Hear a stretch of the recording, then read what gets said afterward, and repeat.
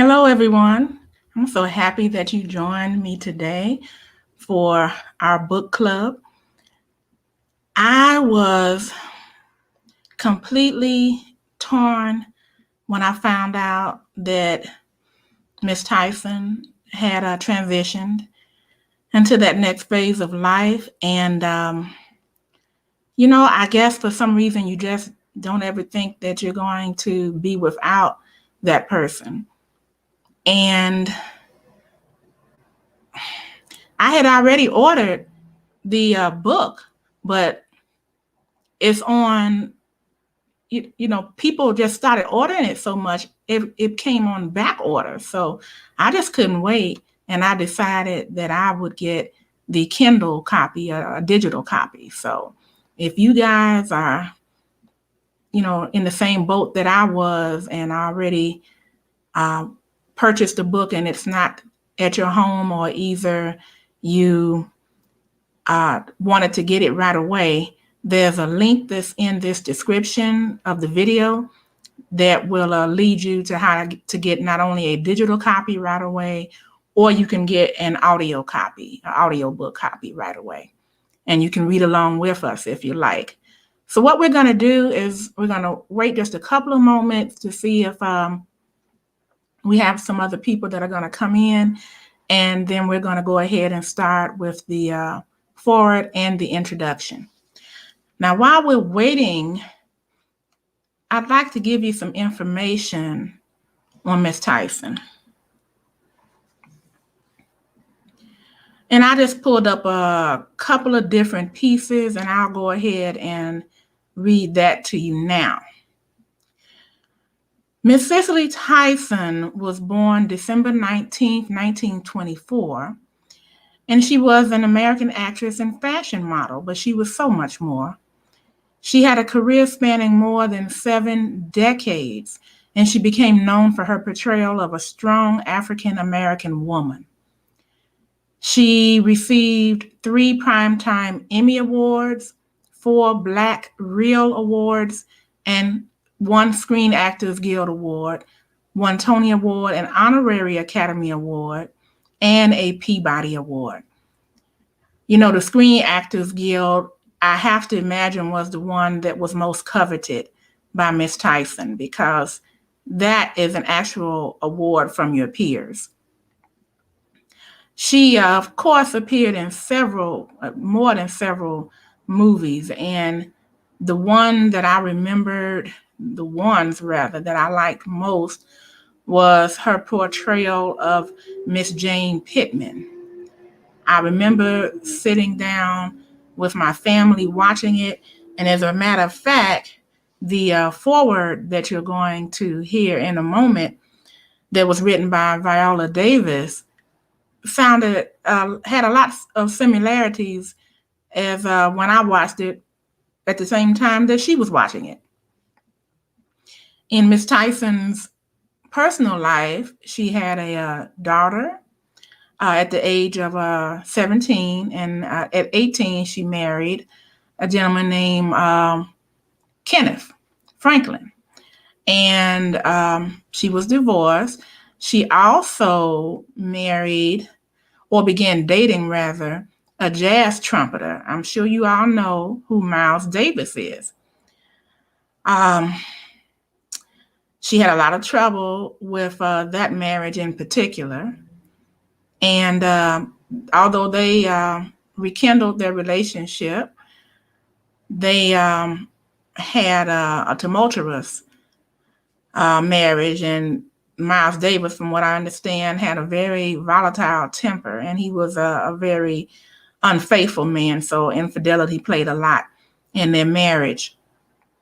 But Miles Davis credited Cicely Tyson with saving his life and helping him overcome his cocaine addiction. They resided in Malibu, California, and New York City until she filed for divorce. And their divorce was finalized in 1989, 2 years before Miles Davis died in 1991.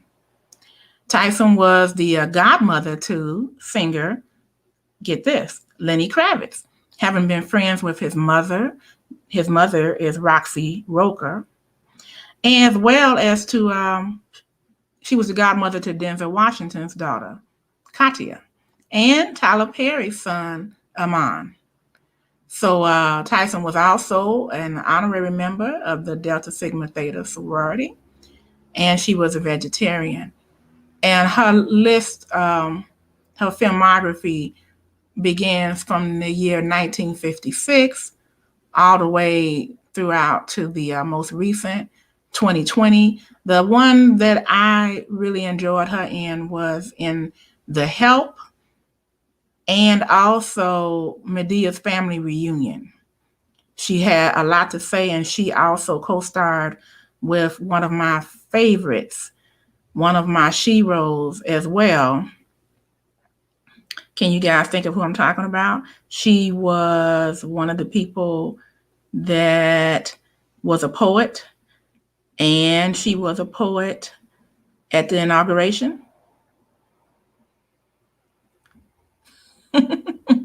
We'll see if you guys can come up with it. But I said that to say also that I was so proud. I have one of well, all of my nieces and nephews are great, but one niece in particular, just recently you guys found out about her, Amanda Gorman. Yes, she was the poet at President Joe Biden's inauguration, and her shero was the same person that I'm talking about. Do you have it yet? Okay, so if you have it, put it in the chat. I want to make sure you guys remember those names, okay? They're important. Okay. And we'll go ahead and see if everyone has shown up in the chat, and if not, we're going to just go ahead and continue.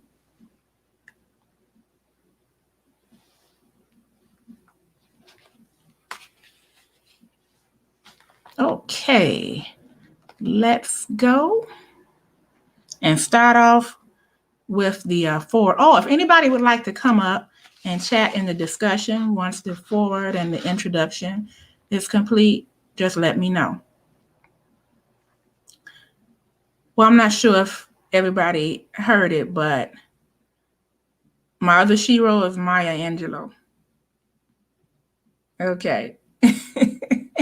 And if you don't know, my niece, Amanda Gorman, had a ring on her finger. That ring was given to her by Oprah Winfrey, and it was fashioned in the shape of a caged bird.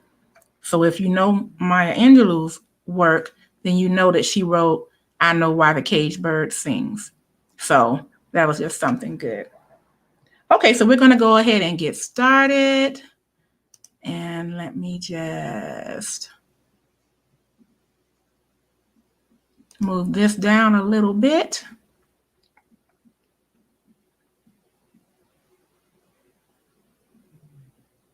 And let's see. Okay. So now, like I said, if you're in need of the actual hardcover book, that one is on back order right now. You can still order it. There's a link in the description box below. You can also order the digital copy that's a Kindle copy, and you can order the audio book. So it's up to you if you want to read at the same time. So I'm going to go ahead and I'm going to start off with the foreword. And the foreword is entitled "A Mighty Seed," and it's written by Viola Davis. I was introduced to Miss Tyson on a television set in my family's dilapidated apartment in Central Falls, Rhode Island. Oddly, it was a television that rested upon another broken one, a set with aluminum foil on its antenna for better reception. My sisters Dolores and Diane sat beside me, cross-legged in front of the screen, and together we witnessed magic, an image that changed my life at the tender age of 7. There was Miss Tyson in the autobiography of Miss Jane Pittman, and that's what I was talking about, that I watched it with my family as well. A made-for-TV movie based on the novel by Ernest J. Gaines. In the 1974 film, 110-year-old Jane Pittman reflects on her life from her enslavement in her early 20s to the day nearly a century later when she defies Jim Crow by sipping from a whites-only water fountain. I couldn't believe the same actress had played both the young woman and the elder one, but Dolores insisted she had. I stared at my sister and then back at the screen, marveling at Miss Tyson's mastery of her craft, the brilliance with which she had transformed herself. It planted in me a seed that immediately took root. She was the manifestation of excellence and artistry, a dark-skinned, thick-lipped woman who truly mirrored me. I can pinpoint the exact moment when my life opened up, and it was there, in front of that set, that mine did.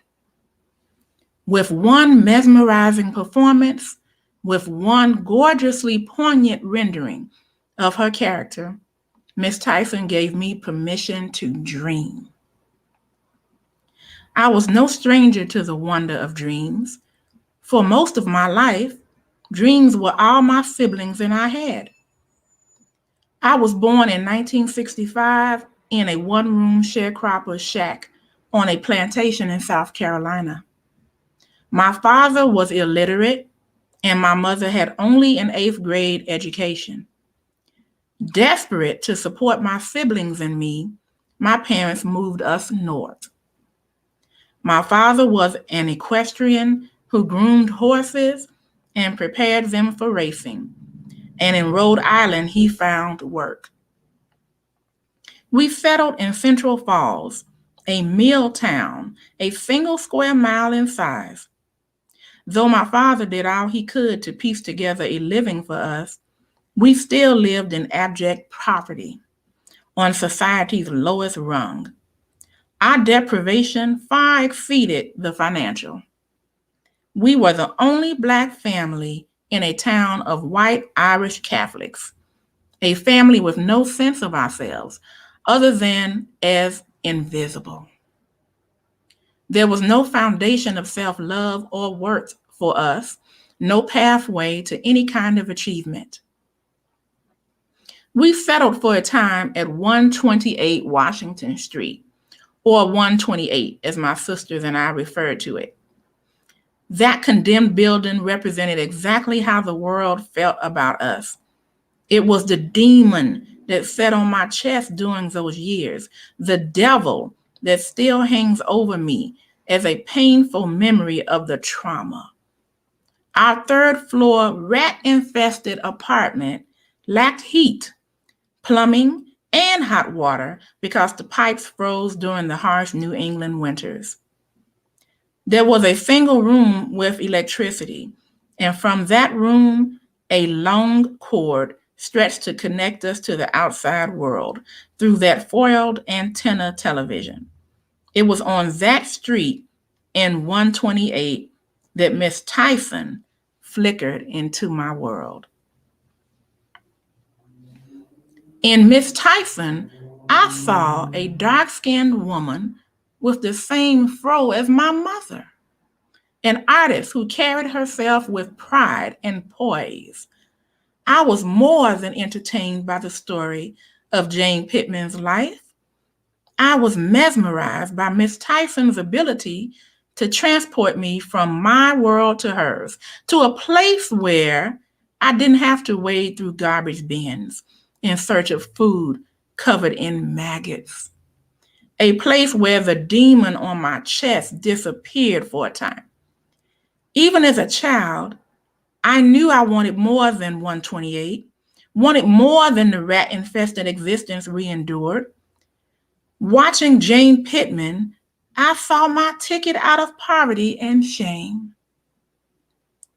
Miss Tyson, the daughter of immigrants, had herself risen out of poverty and onto the global stage. In her journey, I glimpsed possibilities for my own.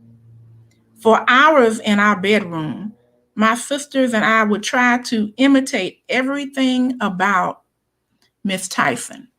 Her piercing gaze, those eyes brimming with memory and emotion, the way she held her jaw, how she so fully embodied her characters. By the time I was 14, I was so intent on following in her path that I took a bus to an acting class 2 hours away, since my family didn't have a car. There, I was a complete geek in my gaucho pants and my purple mascara, doing all I could to imbue my characters with the empathy Miss Tyson brought to her portrayals. I wanted to be exceptional at my craft, and more than anything, I wanted to be like her. Before I knew of her, Miss Tyson had already made a name for herself as an accomplished actor, engraving our narratives into the storybook of the world. For 6 decades, Miss Tyson has shown us who we are: vulnerable, magnificent, pain-ridden, and beautifully human. Time and time again, she has put our humanity on display, never compromising her dignity while creating a new chapter in Black history. In 1963, during the filming of the series East Side, West Side, she arrived on set rocking her fro, becoming the first Black woman to wear her natural hair on TV. Yet terms like trailblazer and pioneer don't fully capture what she means to so many of us who looked up to her as the epitome of Black strength. Miss Tyson is the master truth teller, a warrior with fierce courage and supreme artistry. Her instrument precisely tuned to tell stories that capture our being. Over the years, I've held close Miss Tyson's brave spirit as I've admired her work from afar. Then in 2011, on the set of The Help, I finally met my muse. There, before me on a muggy afternoon in Mississippi, stood the divine giver of gifts, the legend who had inspired me to act. I embraced her, tears spilling from my eyes as I stammered through a flurry of thank yous, none of them conveying the depth of my gratitude. We had no scenes together in the movie, and I wasn't on set when Miss Tyson filmed her segments as Constantine. But the director, Tate Taylor, recalled the dedication she brought to her work. She showed up on set in character and remained that way, insisting that she be called Constantine at all times. That's just who Miss Tyson is, excellence personified. Toward the end of 2014, I asked my role model to play Ophelia, the mother of my character, Annalise, on the ABC series How to Get Away with Murder. In life, Miss Tyson had nurtured and mentored me. On the set, she would do the same, though in a way that initially caught me off guard. She just turned 90 years old then, and she strode in already steeped in the tense history between mother and daughter. As she entered, I stood there with an enormous smile on my face and my arms outstretched to hug her. She marched right past me, reprimanding me with her stern expression. A mother putting a child in her place. She knew that if she'd broken the moment by stepping out of character, her portrayal wouldn't be the same.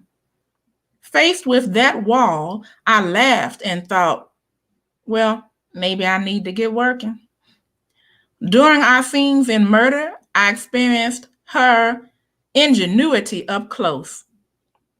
With just her demeanor, with those lucid and revealing eyes, with traces of pain on her brow, Miss Tyson often took viewers someplace you can go only if you've been there. That is because she does not simply act. She bears every corner of her soul. And in doing, she accomplishes what all great art does. She makes us feel less alone. A few years later, when Miss Tyson heard I'd been nominated for an Academy Award for Fences, she called to congratulate me. I clutched the phone, giddy like the 7-year-old I'd been watching her play Jane Pittman all those winters ago. I know the road you're on, she told me. By that, she meant she understood the world that a dark-skinned actress, not seen as conventionally beautiful, was navigating. She knew the barriers in the industry, all the ways, explicit and covert, that someone with my nose and my lips and my hair is told she isn't enough. She was aware of how we Black women are expected to water down our complexity, how our pathology is seldom allowed exposure within the narratives written for us. She had confronted those obstacles. At the end of our call, she urged me to relish the path ahead, the accolades, all of it, just as she'd once granted me permission to dream. She now nudged me to delight in the bounty. Here she was, offering me another gem, this time as a wise ally, lifting her lantern to light my way. This book is Miss Tyson's abundant treasure to each of us. Her life, in her words, just as she is. She shares truth, usually whispered between sisters and close friends, in the dim light of a back bedroom. Those candid declarations, not often spoke aloud. And she tells her story the way only a Black woman can, in all of its dazzling authenticity, heels off and voice undulating, shifting between anguish and exuberance. The art of acting is the art of exposing an emotional unveiling before others. Miss Tyson is as revelatory on these pages as she has been on the stage. She is not just the performer who has so deftly captured the breadth of the human experience with all of its unslicked edges. She is Cicely, the woman, someone who has grappled with the fears and fragilities many of us carry. And during a season when so much in our culture is changing so quickly, she has now blessed us with a timeless jewel, her written legacy. And what a heritage it is, one not gauged by her number of extraordinary roles, but by the countless lives, like many own, that she has lifted. You'll never see a U-Haul behind a hearse, Denzel Washington often said as we worked together on Fences. I don't care how much money you have or what level of notoriety you've achieved. You can't take any of it with you. There is a cap on earthly success, a ceiling on the amount of joy that possessions and awards can bring before disillusionment sets in. Our appearance, our prosperity, the applause, all of it is so fleeting. But a life of true significance has unlimited impact. It is measured in how well we've loved those around us, how much we've given away, how many seeds we've sown along our path.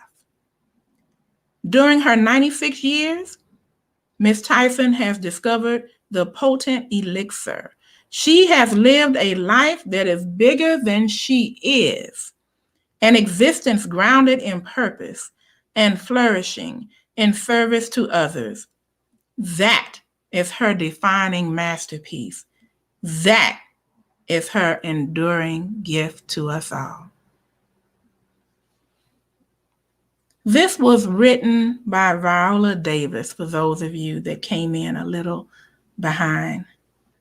That's awesome.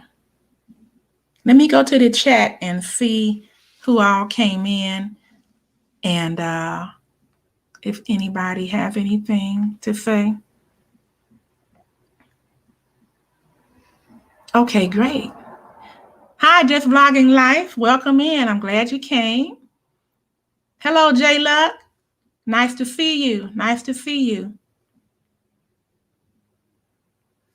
This is awesome. Okay. I wasn't sure, did everyone have the book already? It's available to purchase in the links that are in the description.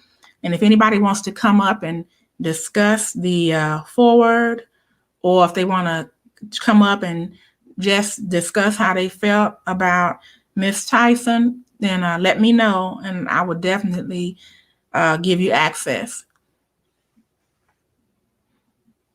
Hello, Robert. Welcome in. It's good to see you. It's good to see you. Hey, Miss Bullrola. Thank you. Thank you for reminding us to hit the thumbs up.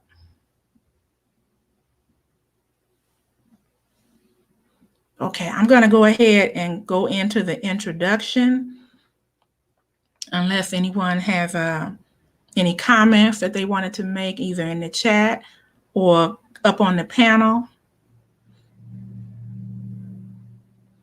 Okay, and again, I'm reading through the, I just finished reading the foreword of Miss Tyson's memoir, Just As I Am.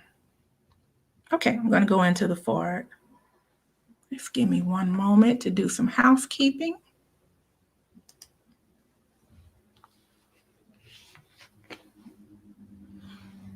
During this break, I think I want to show you guys something that I picked up as well. I'm starting some new things. It's not like I haven't started it in the past, but you know, I ended up not finishing up on it, but I'm going to start again. So take a look at this, you guys. Now, the incentive to purchase one of these planners is from Shawana's Creative Circle. Probably most of you know who Shawana is. If you don't, you might want to visit her channel. She shows you how she has planners and how she works with them. And I picked this one up at the Family Dollar, and it was only $5. And I thought it was so cute. And let me just rip this off so I can show you what it says. If you believe it, you can achieve it. And I'll show you on the inside. It has an area here, like where you can flip papers in or notes and things like that. It opens up. And then every month, it has a cute little saying. One of the ones that like an affirmation, like here's one that says, I can and I will. But there was one in particular that really made me purchase the book, because just recently my sister-in-law passed, and she used to always say this, and it just made me know that she wanted me to do this. Live your best life. So I said, okay, I got to do this. And then it also comes with some stickers in the back. And so Shawana was instrumental in showing me that. I always felt like Well, gee, after you put all those stickers and all of that stuff in there, that seems like it's going to take more time for you to really organize your thoughts. And I just felt like that was too much, but I think it's all for the best. And then something else that I picked up was, I don't know how many of you all have ever had a, oh, thank you, Miss Borola. I appreciate that. I had a diary. Has anyone had a diary before? And I only have one, and it was in high school. And I only did it about 6 months. And the only reason I know is because when I was moving once as a full adult, probably around 35, I looked back and I saw it, and I just read through it. And I was just so amazed. It was like, this biography, not autobiography, even though it was me, but it was like reading through a biography and secrets of someone that I didn't remember I used to be. And I was just like, oh, okay, that's nice. So anyway, I'm going to do that again. And I found this at the Family Dollar. Walk by Faith. I'm not going to say it like, 2 Corinthians, but 2 Corinthians chapter 5, verse 7 is what it's based off of. And every page has some scripture. So this one says loved, and the accompanying scripture, John 3:16.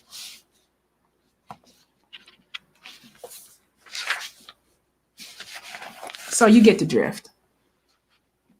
Oops. So I'll go ahead and continue. But yeah, I'm just gonna start writing some things and look back on it. So I not only have my planner, but I have my journal too. So try to be my own accountability partner until I can get someone. And I think I have a good friend in mind, but we'll see. Okay, you guys, let's check. Let's check. Oh, thank you, Robert. Thank you. I appreciate that. Okay, so next I'm going to go ahead and read the introduction, and then we'll wrap up.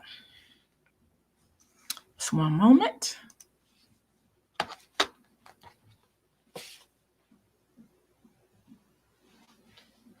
If you guys missed the beginning, there's some information that I pulled from doing a little research on Miss Cicely Tyson. And so if you hit the replay, you'll be able to get to that. And also remember, if you're interested in purchasing the hardcover book, the Kindle digital version, or the audiobook version, please support me and do so with the links that are in the description. I certainly appreciate it. And there's also a link for a autographed copy. So isn't that something? Right before she transitioned, Miss Tyson transitioned, she had some books that were autographed. So that's pretty neat. Okay, let's go ahead and continue. Make sure that I didn't miss anybody. Okay, great. And that was a great introduction by Viola Davis. Excellent. Okay, let's continue. The introduction is titled, This Life. I never intended to write an autobiography. Decades ago, after I presented an award to Barbara Jordan, the trailblazing civil rights activist, we know, and the first African American elected to the Texas Senate, I asked her, when are you going to write your book? A smile spread across Barbara's face. When I have something to say, she told me. In that moment, I decided that if a woman as accomplished as Barbara could get away with such a reply, so could I. Years later, a gentleman from the Washington Post interviewed me. When are you going to do your book? He asked. And just as I'd been doing for quite some time by then, I borrowed Barbara's response. when I have something to say. I told him. Well, I've been talking to you for 3 hours, he said, chuckling. And it sounds to me like you've got plenty to say. I nodded and gave him the same wry grin Barbara had once given me, with no plan of ever committing my story to the page. But then I did not see an autobiography as personal. I thought of it as writing or written record of a public journey for me, an account of my stage and film roles, the parts of my experience in view of the world. It would be my story through the lens of Miss Jane Pittman, through Rebecca and Founder and Benta and Roots. To be sure, there are traces of who I am in every woman I have portrayed. In the tenacity of Harriet Tubman and the quiet strength of Coretta Scott King, I can be glimpsed. In the trembling fingers of Constantine in The Help, and in the determination of Mrs. Carrie Watts in The Trip to Bountiful, my thumbprint is recognizable. Every one of these characters has left me with an emotional, spiritual, and psychological inheritance I will forever carry with me. But while each in some way reflected me, none could reveal who I am in my entirety. A few years ago, my manager, Larry Thompson, started in on me again about writing a memoir. You've got to do a book, he said one afternoon. Yeah, you and the world think that, I told him, shaking my head. No, I'm serious, he persisted. It's time. I uttered the same refrain I'd been repeating to him for months. The lights and the trimmings of my career, the accolades, as far as I was concerned, none of it needed to be recounted. For me, the greatest gratification has come in refining my craft, not in gazing upon its merits. He stared at me for a long moment. You're talking about a Christmas tree, he finally said. What? I asked. Everybody thinks they know who Cicely Tyson is, he explained. But what they see are the ornaments on the branches, the decorations. They know nothing about the roots. That conversation is what planted the seed for Just As I Am. Larry's observation captured for the first time what I have felt so many years. The glitter, the ribbons, the garnish, as wonderful as those things are, I have little desire to reflect on them solely. What I am far more interested in is how my tree, my story, first sprang into existence. How its roots, stretching far beneath the soil, have nourished and anchored me. How each tree ring whispers memories, sometimes too troubling for me to recall. How its bark and rugged exterior have both guarded and grounded me. Every one of my experiences on the public stage has been rooted in my upbringing, those years spent at my mother's elbow and on my father's knee. That foundation, that rich earth, has given birth to who I am. Even now, in the winter of my life, I am just beginning to truly understand my identity. Every holiday season, in the heart of New York's Rockefeller Center, a spruce stands, proud and glistening, in a magnificent exhibition. And yet its display is but a snapshot of that tree's history, one brief and final episode in its lifespan. The thousands of lights adorning its branches disclose nothing about its path, about its nurturing and growth over decades. Only when that tree is stripped of its embellishments does it bear its scars and show its true nature. Just as I am is my truth. It is me, plain and unvarnished, with the glitter and garland set aside. In these pages, I am indeed Cicely, the actress who has been blessed to grace the stage for 6 decades. Yet I am also the church girl who once rarely spoke a word. I am the teenager who sought solace in the verses of the old hymn for which this book is named. I am a daughter and a mother, a sister and a friend. I am an observer of human nature and the dreamer of audacious dreams. I am a woman who has hurt as immeasurably as I have loved. A child of God, divinely guided by his hand. And here in my 9th decade, I am a woman who, at long last, has something meaningful to say.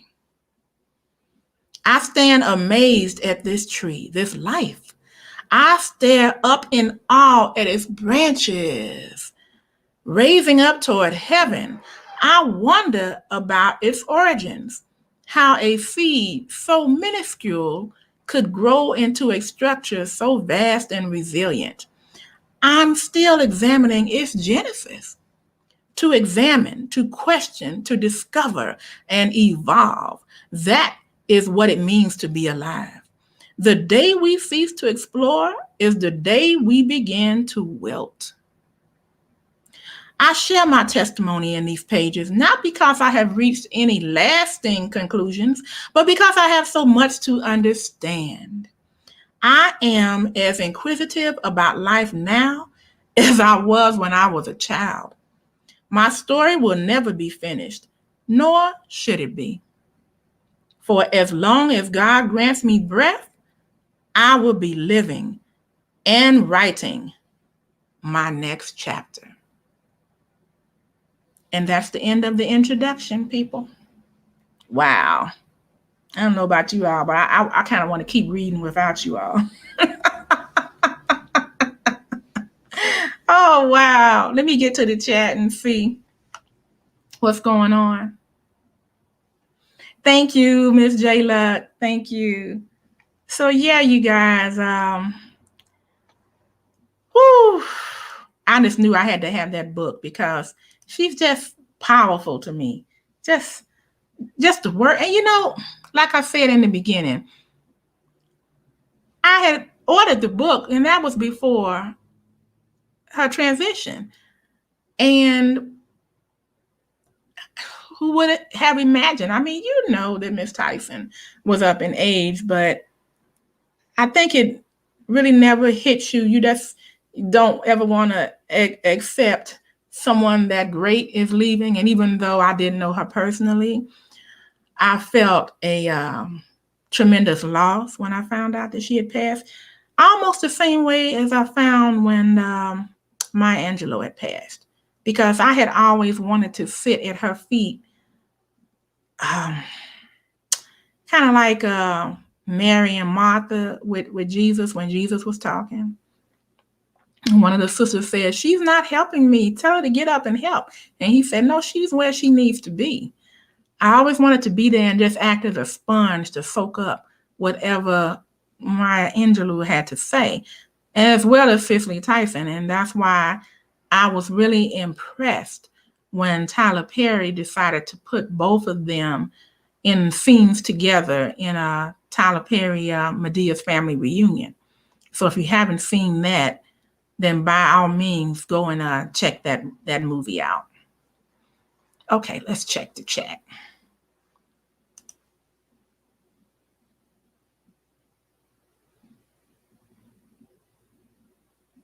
Thank you, J. Luck. No, I really do appreciate that. Robert. Oh, thank you, Robert. Thank you. That's very kind of you. Okay, so now, does anyone have anything that they'd like to add or want to come up and speak about this awesome woman or the readings, anything that you got out of the reading? If you'd like to, just let me know, and I'll go ahead and I will drop the link so that you can have access to the panel. I hope all is well today with each of you. I'm in the Northeast, so we got a ton of snow these past couple of days, but I'm fine. I have all of my essentials, and by essentials, I don't necessarily mean water or toilet paper. I'm talking about things like chocolate covered peanuts. Ah, and what else did I get that wasn't essential? Oh, I got some plantain chips. I like those. So I'm good. I'm real good. Robert's laughing. I'm telling the truth, Robert. I sure am.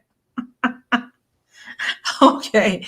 Um, but I hope everyone is staying safe and has everything that they need. On a serious note, I do, right? I do need a look. No, Robert, box old wine. I never will forget when I saw a foodie squad had hers, and I'm like, I gotta get one of those. She told me where to get it too. But I did try her sangria. I couldn't find it in the box, but I got it in a bottle. And I didn't want one of those little bitty bottles because the little bitty bottles seem, what is that, like three and a half glasses, and that's it. So if you share a bottle of wine with a friend, you only gonna get about what, a glass and a half a piece.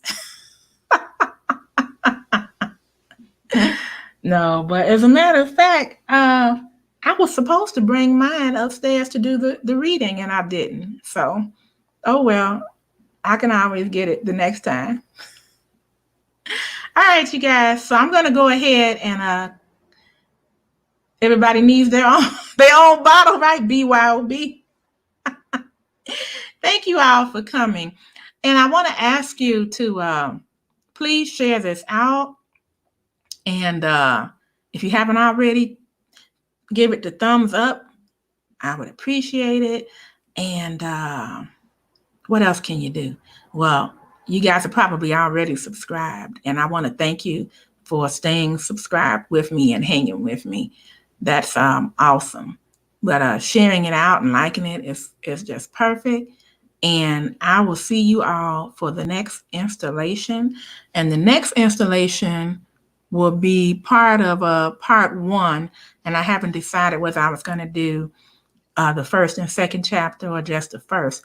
I'm trying to give people the time to pick up their digital copies if they choose to, so that maybe we can have someone else read, and just have a panel and have everybody chipping in and then discussing it.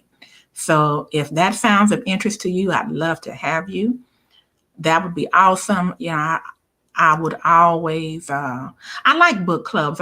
Even before Oprah began her book club, I always enjoyed having a good discussion and chat. You can always learn something, and you can get other people's opinions.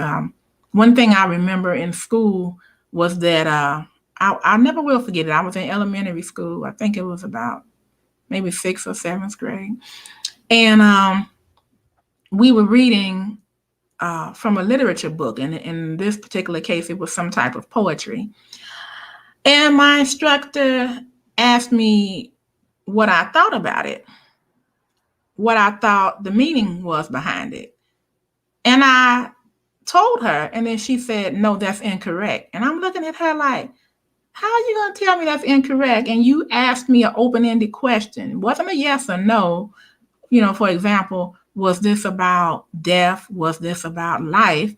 It was, give me your opinion about it. What do you think about it? What was the meaning? And so I'm always interested in what other people hear, what they hear in their spirit when they are reading anything, a book, whether it's prose or whatever it is.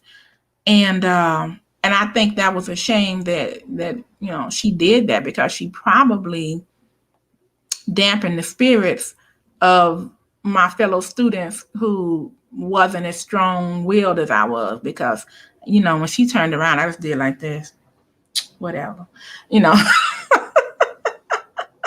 So yeah. So you guys, I'd love to hear your opinion. Let's see. Oh yeah. Thanks, Robert. And tell a friend. And Queen, yes, I have it. I already have it up, Robert. From the first day you said Queen Sugar, because I had been looking for it. And I know you're going to beat me to it. So when you came and you said February 16th, I put up the live right away because I'm not planning on forgetting it. I am ready for that. I've been ready for that for quite a while. And just as an aside, the prequel to Game of Thrones, they said should be ready in 2022. Okay, so that's something that I'll be there for as well. Okay, if God, still has given me breath on this planet, then I'll be there for that. Okay, you guys. Thank you so much again, everybody, for coming. I certainly do appreciate you. I want to thank you all again. Let me just start up at the top. The local family, Donna Reed Love, and Just Vlogging Life, J Luck Blog, Robert Gant, Miss Full Roller. And I think that was it for tonight. Everyone else, they just won't be as lucky as you guys are. They'll have to catch the replay. But seriously, though, I do appreciate you all coming in. I know there's a lot going on right now on the YouTube streets, or as Miss Full Roller says, the YouTube streets. And I thank you all for coming in. Even if you had to, play double jeopardy, a multitask, it's okay with me. I appreciate you all. You all take care, and thank you for being a part of the Web Savvy Cafe, Cicely Tyson, Just As I Am, Memoir Book Club. Bye-bye now.